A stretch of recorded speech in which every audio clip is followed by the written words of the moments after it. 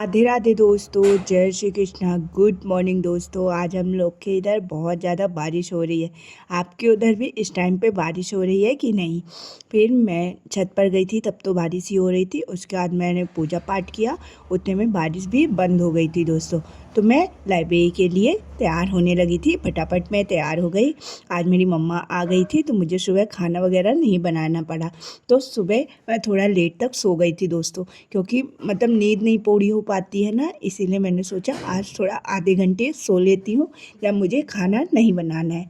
तो मैं फिर सब तैयार वगैरह होके अभी मैं लाइब्रेरी आ गई हूँ दोस्तों।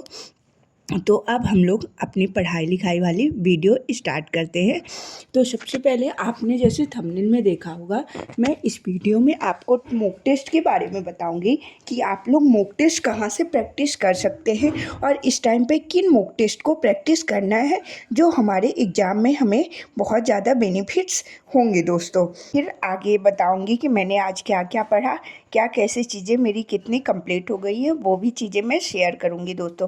तो सबसे पहले आप लोग के मॉक टेस्ट के लिए डाउट थे तो वो मैं आप लोगों से शेयर कर देती हूँ दोस्तों। तो मॉक टेस्ट आप लोग क्या करिए कि जो RWA का उसमें Sunday weekly free mock test आते हैं ना, वहाँ से आप Sunday Sunday free mock test लगाइए। फिर सेकंड, आप लोग टेक्स्ट बुक में मॉक टेस्ट तो परचेस किए होंगे, तो मॉक टेस्ट तो हैं ही टेक्स्ट बुक में। अंडर ग्रेजुएट वाले 15 मॉक टेस्ट हैं, ठीक ना। उसके साथ साथ जो ग्रेजुएट लेवल का हम लोग का NTPC का एग्ज़ाम हुआ था ना, वो वाले पेपर डेली सॉल्व करिए दोस्तों।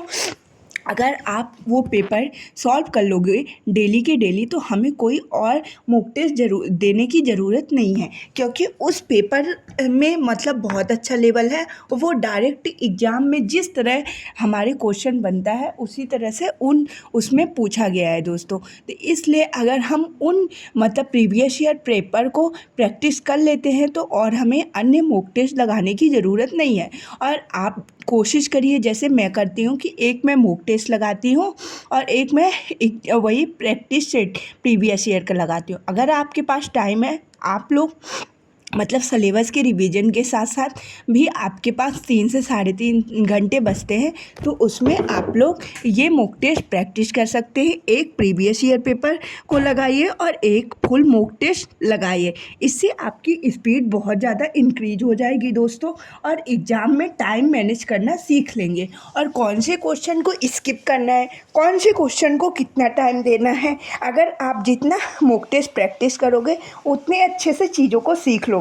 और जब ये सारी आप मतलब चीज़ें सीख लेंगे तो आप एग्ज़ाम में हड़बड़ाएंगे नहीं दोस्तों। और जब हम हड़बड़ाते नहीं हैं तो चीज़ों को बहुत अच्छे तरीके से कंप्लीट कर लेते हैं दोस्तों। तो ये तो हो गया कि मॉक टेस्ट कहाँ से दें और किस तरीके से देना है दोस्तों। मैंने आप लोग को मैथ्स के बारे में भी सारा चीज़ें इन्फॉर्मेशन दे दी है कि कैसे क्या मैथ्स हमें कंप्लीट करना है और कहाँ से रिवीजन करना है। मैंने कल की वीडियो में GK GS का भी मतलब पूरा एक एनालिसिस दे दिया है आप लोग को। आपने जिसने भी GK GS वाली वीडियो नहीं देखी है, आप लोग वहाँ पर जाके देखिए। आपको वो GK GS की वीडियो देख के बहुत ज़्यादा फ़ायदा मिलेगा दोस्तों, कि उस वीडियो के माध्यम से मैंने आप लोगों से ये भी शेयर किया है कि किस टॉपिक से कितने कितने क्वेश्चन बनते हैं, इसलिए वो वीडियो बहुत ज़्यादा इम्पॉर्टेंट है दोस्तों।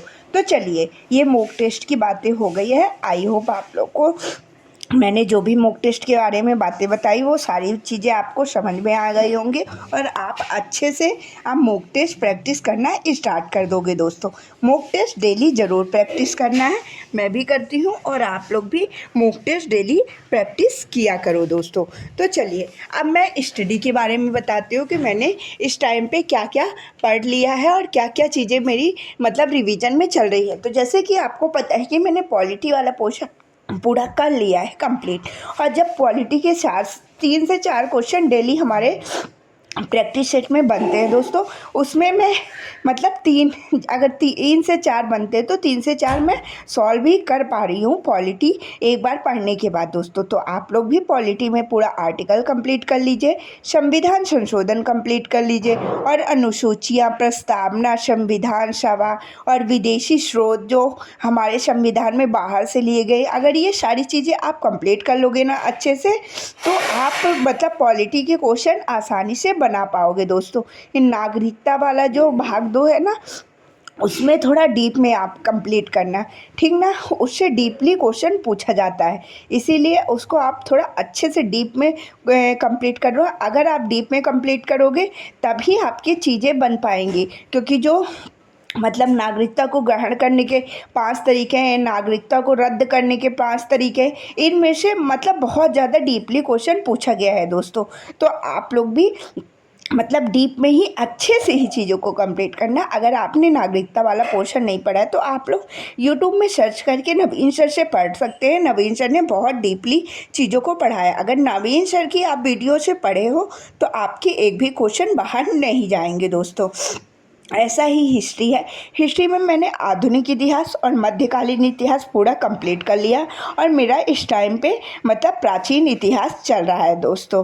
आप लोगों ने हिस्ट्री में क्या क्या चीज़ें कंप्लीट कर लिया, आप लोग कमेंट करके ज़रूर बताइएगा। और सबसे पहले आप लोग हिस्ट्री में आधुनिक इतिहास कंप्लीट करिए। आधुनिक इतिहास में मैं आपको इम्पोर्टेंट मतलब वैसे तो सारा ही आधुनिक इतिहास इम्पोर्टेंट है, मेनली आप लोग जो चीज़ें मैं बता रही हूँ उन सीक्वेंस से आप पढ़िए। सबसे पहले आप 1857 की क्रांति पढ़ लीजिए, ठीक ना। उसके मतलब जितने भी मतलब अलग अलग जगह से जिन्होंने नेतृत्व किया है, इन सारी चीज़ों को पढ़ लीजिए। फिर किसान आंदोलन, आदिवासी आंदोलन और नागरिक आंदोलन, ये सन्यासी विद्रोह वगैरह, ये सारी चीज़ें जो हुई हैं इनको पढ़ लीजिए आप अच्छे से। फिर उसके बाद कांग्रेस के अधिवेशन पढ़ लीजिए, गवर्नर जनरल, गवर्नर, ये वाला भी टॉपिक आप अच्छे से पढ़ लीजिए दोस्तों। ऐसे ऐसे आप धीरे धीरे जो मतलब धार्मिक सुधार आंदोलन हुए, सामाजिक सुधार आंदोलन हुए, इसमें कौन कौन थे, जैसे पूछ लेता है आर्य समाज, ब्रह्म समाज की स्थापना किसने की, आत्मीय सभा की स्थापना किसने की, हिंदू कॉलेज किसने खोला था, वेदांत कॉलेज किसने खोला था। इस टाइप से क्वेश्चन हमारे पेपर में बनते हैं दोस्तों। अगर आप अच्छे से इन सारी चीज़ों को कर लोगे ना, जैसे राजा राम मोहन राय से बहुत ज़्यादा इंपॉर्टेंट क्वेश्चन बनते हैं दोस्तों। तो अगर आप लोग इन सारी चीज़ों को बहुत अच्छे से डीप में पढ़ लोगे ना, तो आपके जो जीएस में हम लोग का एक रोना रहता है कि जीएस में स्कोर इंक्रीज नहीं हो रहे अगर हम चीज़ों को अच्छे से करेंगे। मतलब अगर हम हिस्ट्री, पॉलिटी, कंप्यूटर के 5 क्वेश्चन बनते हैं, कंप्यूटर, ठीक ना, और हाँ 3 चीज़ों को भी, और जियोग्राफी, ठीक ना, ये 4 सब्जेक्ट अगर हम अच्छे से लीड कर लेंगे दोस्तों ना, और उसके साथ साथ करंट अफेयर भी, तो हम लोग 20 से 25 मार्क्स जीके जीएस में अच्छे से स्कोर कर पाएंगे, ठीक ना। तो आप लोग भी ये सारे टॉपिक, ये सारे सब्जेक्ट के अच्छे से कंप्लीट कर लीजिए दोस्तों। आपके जीके जीएस में स्कोर इंक्रीज होने लगेंगे दोस्तों। तो चलिए आज की इस वीडियो में इतना ही। अब हम लोग मिलेंगे नेक्स्ट वीडियो में कल। बाय बाय, राधे राधे, जय श्री कृष्ण, बाय बाय।